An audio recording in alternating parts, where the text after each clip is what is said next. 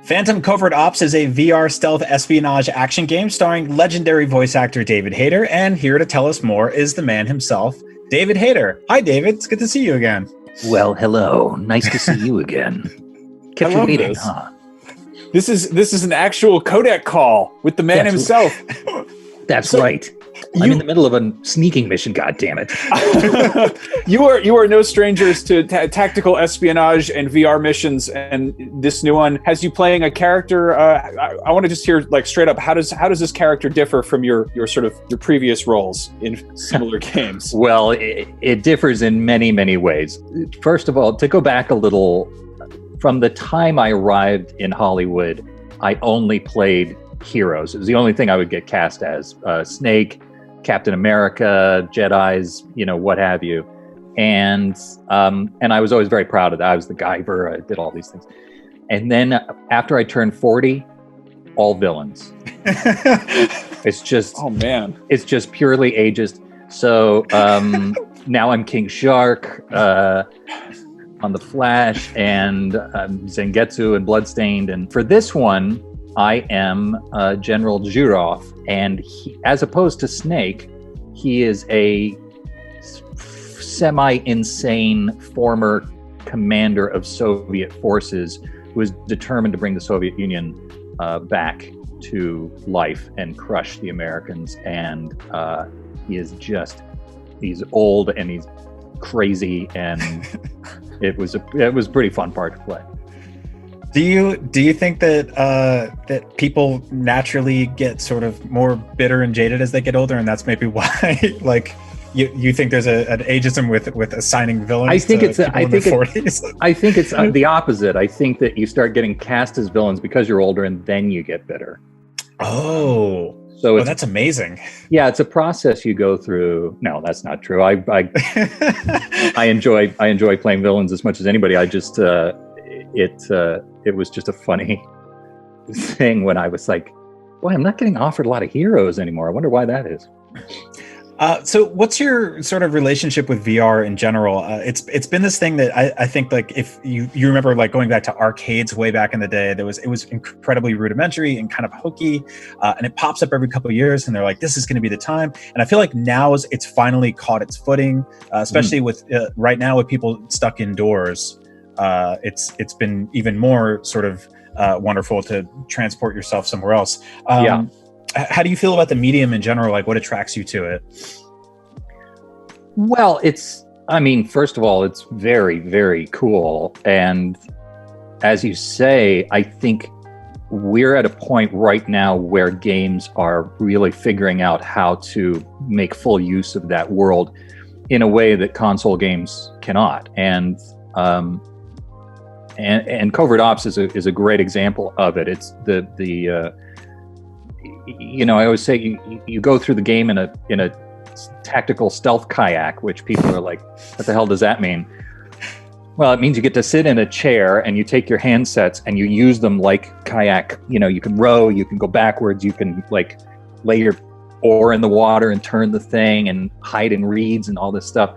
And it's a world that's realized in a way that I haven't. I mean, obviously there's amazing console games and things, but this, you're right in it, and it's, you look around and the world is all around you, and it really takes advantage of the movement and the mechanics that are specific to VR in a very satisfying way. And I guess Half-Life Alyx has done that as well. I haven't played that yet, but I've also heard that's also a groundbreaking example of modern VR gaming. So I've gotten a chance to play Phantom a little bit, and it honestly, the premise of being like you're in a kayak this whole time, it sounds kind of hokey at a glance, but the weird irony is that being in a boat actually cuts down on the seasickness that a lot of people get from VR. That's what I mean. And still, it takes a little getting used to, but once you get your brain used to, you can row faster, you can row slower, you can, sort of like slide into things. Once you get your brain used to it, it's very smooth, and it's so badass. And I don't know if you felt this way, but it feels like a Metal Gear game in the atmosphere of it and the stealth infiltration of it. It's not, the same crazy world and story, but it felt very much like, being Snake but just you're in a kayak and sliding through a flooded Russian base, and I don't know, I just found it gorgeous. No, I think that's like one of my favorite things about VR is it has a tendency of taking things that you would sort of find kind of mundane in other video games or especially in the real world, but then in VR you pick up an oar and you're like, that feels like picking up an oar. There's something special about that. How did you also the you've got the silenced pistol strapped to your chest, so you reach down, you grab it like that, you've got a line of clips here and you grab them and put it in, and it's a really awesome gaming mechanic. Have you managed to shoot yourself in VR yet? Because you're playing the bad guy. I imagine there's some kind of a showdown in there, but I would imagine, but I only have the beta test, so there were no actors in it yet. It was just, it might have been the same thing you played. You just go through a few levels and you shoot a bunch of, soldiers, NPCs, things like that. But no, I haven't faced myself down yet. How did you sort of whittle down how your character was sort of be constructed in this game? Like, what were your sort of influences, or like, are there any sort of nefarious old 80s action villains that you kind of channeled a little bit here? Like, how did you kind of chip away at who you wanted this character to be? Well, so because he's from the Soviet Union, I do it with Russian accent. I speak like this, and that was how I started my career. So my first Hollywood gig, I guest starred on a show called Major Dad, and I played a Russian. I played the son of a Russian major who was visiting, and they speak, I'm like, yeah, I speak Russian, blah blah blah, and then I got hired to play a Russian on Captain Planet. So I kind of had the accent in my pocket.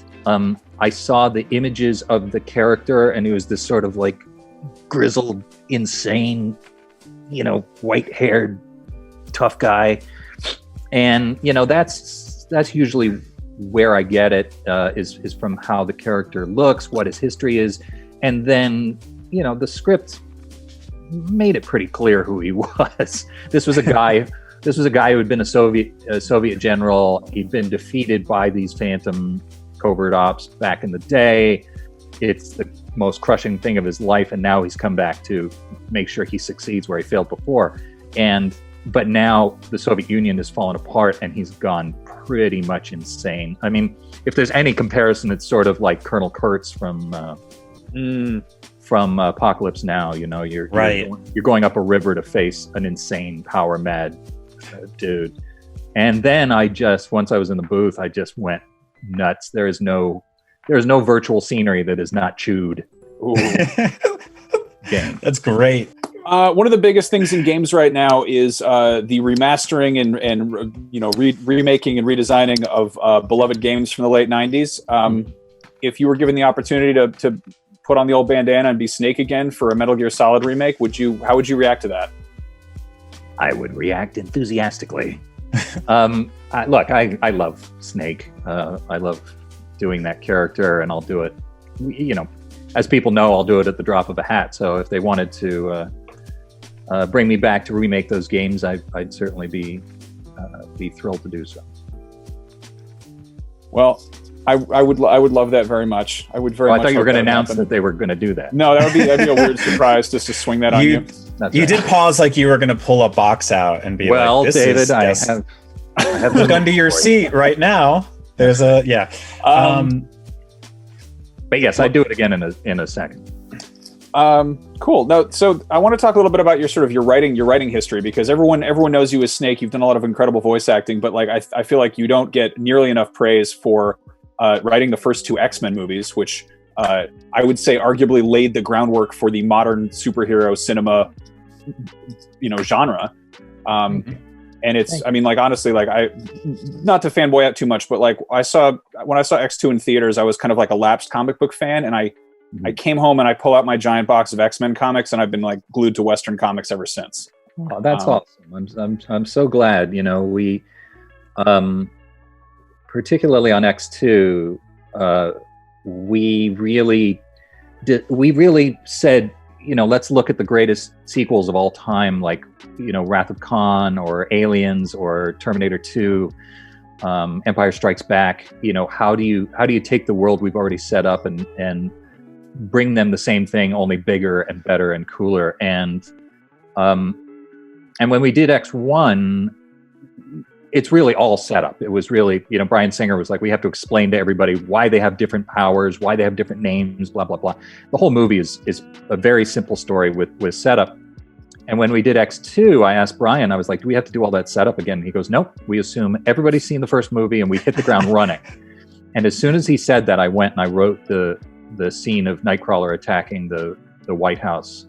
And that's one of my favorite things that I ever participated. Oh God, yeah, that's one of my favorite moments in any of those movies. Honestly, it's astounding, and I mean the direction of it, the stunt people, the execution of it was just amazing. So now, obviously, obviously, the X-Men still exist. They're part of the whole like Fox thing, and hypothetically will eventually be folded into the MCU.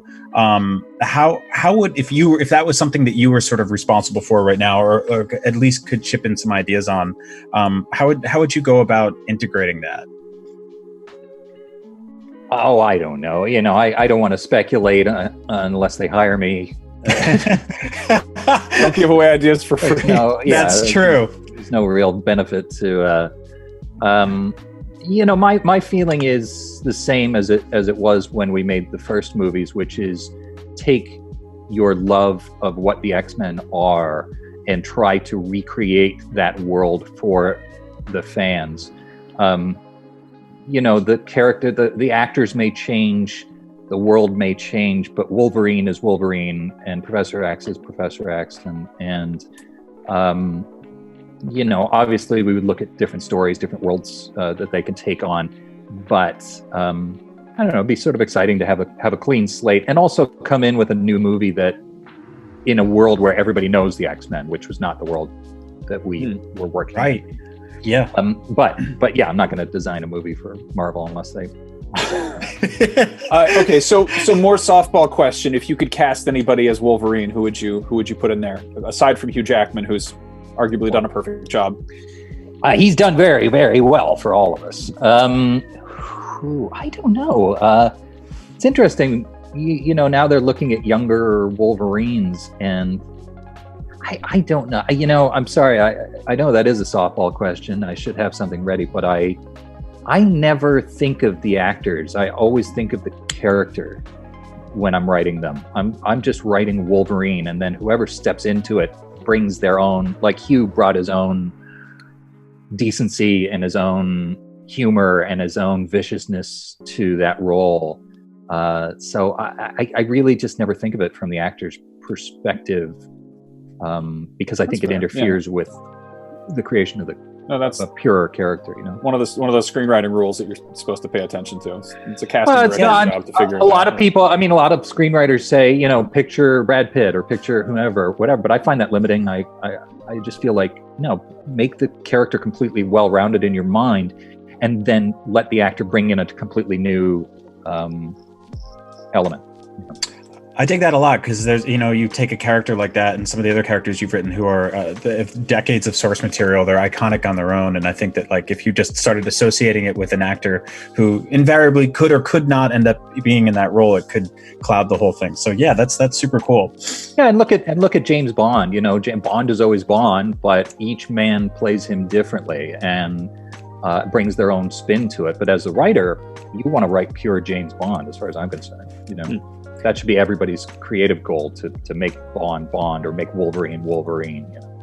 Now, on the subject of the intersection of super spies and superheroes, you worked on a Black Widow movie for a while. Is that right? I did, yeah. I was attached to write and direct it in 2004. That was ahead of its time. Now there's a Marvel one that's presumably coming out at some point. Have you gotten a chance to take a look at that at all? Yeah, I've read the script. It's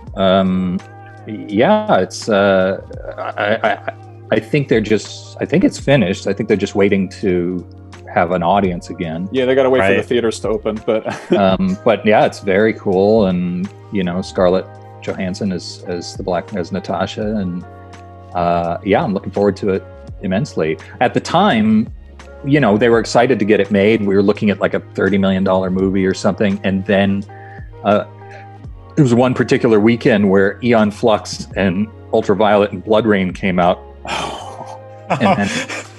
And then suddenly we were dead. They were like, oh yeah, people won't go to see a female-driven action movie. And I'm like, well, not those female-driven action movies.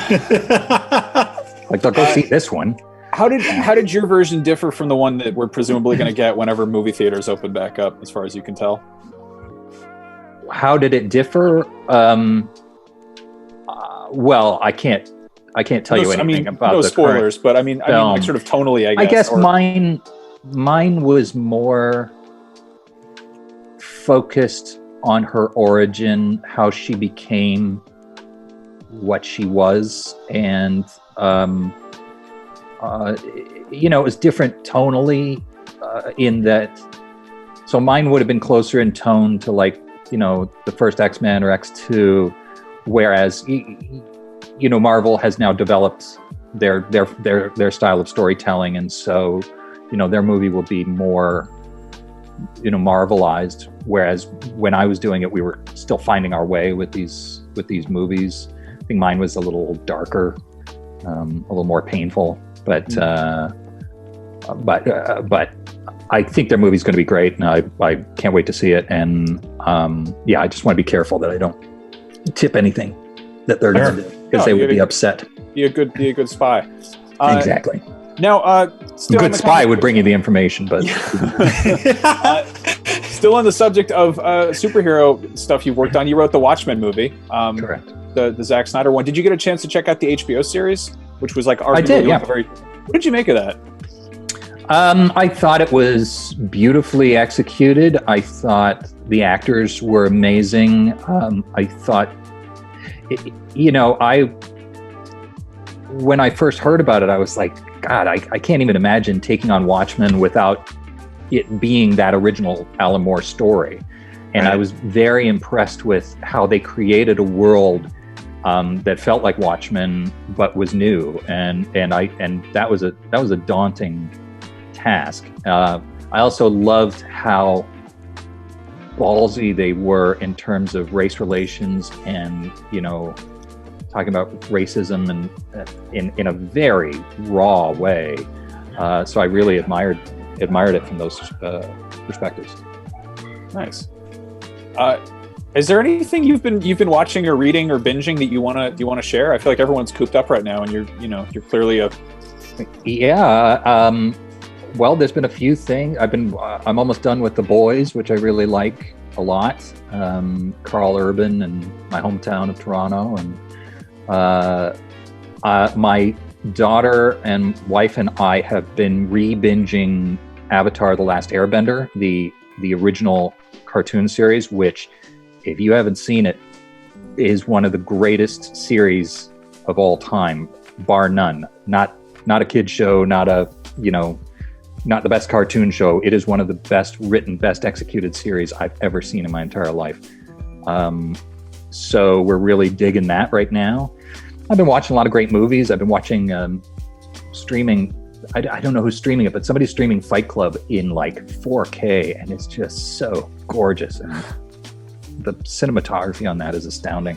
So I've been trying to, I've been reading my film school books. I've been trying to better myself as a filmmaker while I'm stuck inside. And I'm very excited about Joe Bob's Last Drive-In marathon coming on Shudder tonight. Yeah, lots of fun stuff. Yeah, Shudder has been my jam through all of this. I don't know why I've been turning to like bleak, kind of low budget horror movies, but they've helped a lot. I feel the same way. It's kind of nice. We were talking in the writer's room this morning about watching Contagion, and people were like, "Oh my God, why would you want to watch that?" And it's like, weirdly, it kind of makes you feel better.